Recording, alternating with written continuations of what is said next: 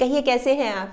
कल शाम को जब मैं पार्क से बाहर निकल रही थी तो मैंने देखा पार्क के गेट पर एक लेडी खड़ी अपने शायद बच्चे को आवाज़ दे रही थी कि जल्दी आओ, क्या कर रहे हो, इतनी देर हो गई, दूध भी ठंडा हो रहा है और तुमको इतना होमवर्क भी करना है।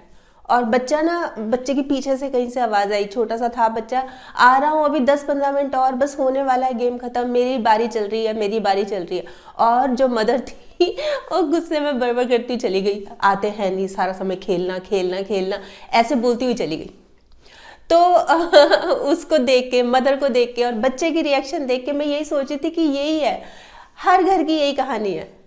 बच्चे जहाँ खेलने की बात होती है वहाँ भाग भाग के जाते हैं, मतलब इतना शौक होता है खेलने का, भाग भाग के खेलने जाते हैं। और पढ़ने की बात आती, थक रहे हैं, सुस्ती आ रही है, नींद आ रही है, मतलब इस तरह के कितने एक्सक्यूज बच्चों के तैयार रहते हैं। तो क्या करें? जैसे मेरे पास भी बहुत सारे कमेंट्स आते हैं कि बच्चों का मन नहीं करता पढ़ने का, बच्चों को पढ़ने को बिठाओ, उनको लर्न नहीं होता, तो क्या करें क्या करें? तो चलिए हम भी खेलते हैं।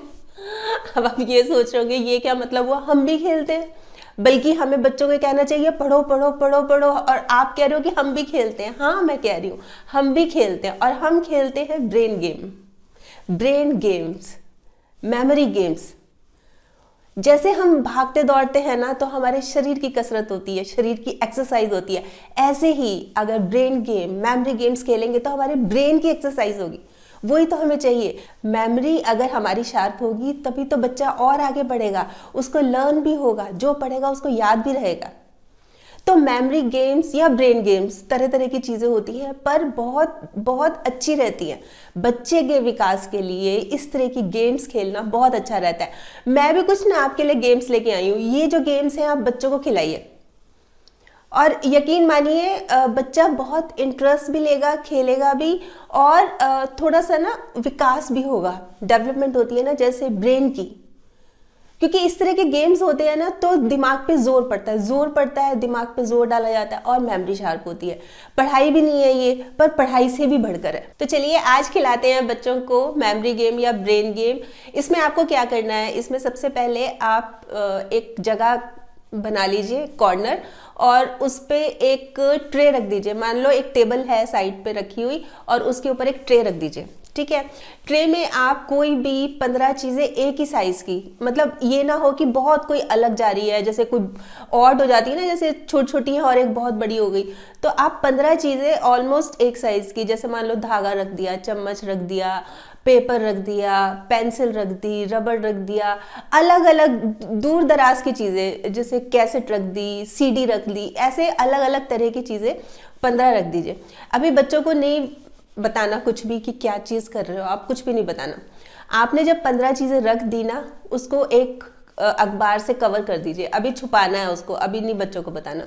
और बच्चों के हाथ में एक देना है कागज और पेन। अब आपने क्या करना है कि उस कागज को जो आपने ढका हुआ था ना, उसको हटा देना सिर्फ 1 मिनट के लिए, और बच्चों को ये बोलना है कि इसमें आपको क्या क्या चीज़ें दिख रही हैं, अपने दिमाग में इसको लर्न कर लो, क्या क्या चीज़ें हैं ये, फटाफट फटाफट। सिर्फ 1 मिनट के लिए आपको दिखाएंगे, उसके बाद इसको दोबारा कवर कर देंगे और बच्चा उसको देखेगा ध्यान से, उनको सिर्फ 1 मिनट के लिए, और फिर उसको 1 मिनट होते ही उसको कवर कर देना वापस से। अब बोलना है कि तुरंत बैठ के लिखो, जो आपने इसमें देखा है उसको लिखो। तो जो सबसे ज़्यादा लिखेगा, जिसने 12 भी लिखे, 13 भी लिखे, हो सकता है कोई 15 ही लिख दे।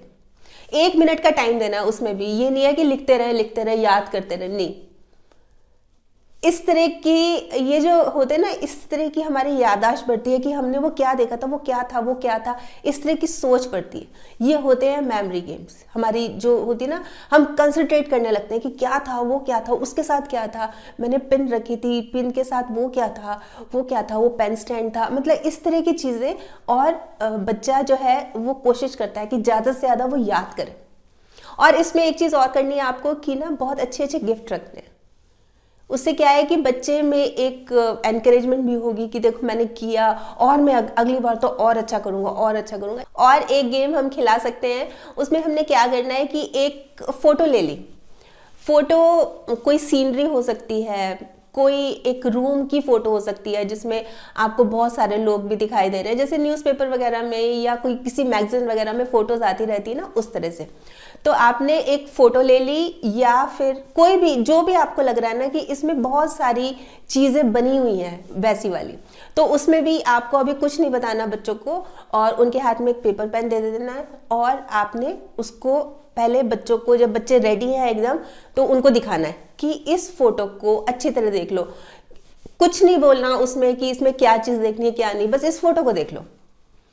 मान लो एक रूम है, उसमें बहुत सारी चेयर्स भी रखी हैं, उसमें एक घड़ी भी रखी है, उसमें एक बच्चे ने बहुत अच्छी ड्रेस भी पहनी हुई है, अलग अलग चीज़ें हैं ना, तो वो फोटो आप बच्चों को दिखाओ। आप अपने हिसाब से फोटो ले सकते हो। आपको कोई भी मैगजीन में अच्छी सी फोटो लिखती है ना, उसको आप लेके और उसको आप रखिए और फिर उसको बच्चों को दिखाइए। अब बच्चों को जब आपने फोटो दिखा दी, बच्चों ने देख ली, अब आपने बच्चों से 3 क्वेश्चन पूछने हैं उसी फोटो से रिलेटेड। जैसे मान लीजिए कि सबसे पहले तो घड़ी में कितने बजे थे, ये जो फोटो मैंने आपको दिखाई इसमें जो घड़ी है इसमें कितने बजे थे, बच्चे ने कौन से रंग की शर्ट पहनी है। आप अपने हिसाब से, मान लो एक जंगल की फोटो है तो कितने पक्षी दिख रहे हैं, कितने पशु दिख रहे हैं, पानी कौन सी साइड पे है, लेफ्ट की राइट, इस तरह की चीजें जो कि बच्चों को सोचने पे मजबूर कर दे कि कहाँ था वो, मैंने देखा था उस फोटो में, कहाँ था। हम जो है ना ब्रेन को मतलब पूरा वो जोर लगाते हैं, दिमाग पर जोर लगाते हैं, दिमाग पर जोर लगाते हैं कि क्या है, कहाँ था वो क्या था, उसने कौन सी शर्ट पहनी थी, याद करते कि बच्चे ने क्या पहना था, पानी कौन सी साइड पर था, घड़ी में कितने बजे थे, ओ मेरा देखना रह गया।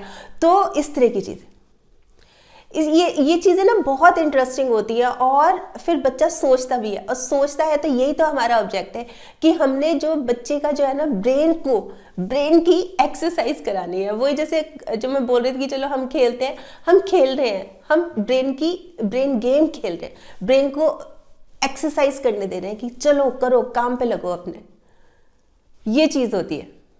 अच्छा, इसके साथ साथ एक गेम और भी बहुत इंटरेस्टिंग है। ये जो मैं गेम्स आपको बता रही हूँ ना, ये बिल्कुल आप आज से अभी से ही शुरू कर सकते हैं, इतने इंटरेस्टिंग है, और इसमें कुछ एक्स्ट्रा मेहनत भी नहीं है कि कुछ मार्केट से लेके आना, कुछ भी नहीं है ऐसा। एक गेम हम ऐसे खेल सकते हैं कि आपने क्या करना है कि कॉइन्स ले लेने हैं, 15 कॉइन्स, सिक्के होते हैं ना जैसे, वो ले लेने हैं, उसको एक लाइन में रख देना है।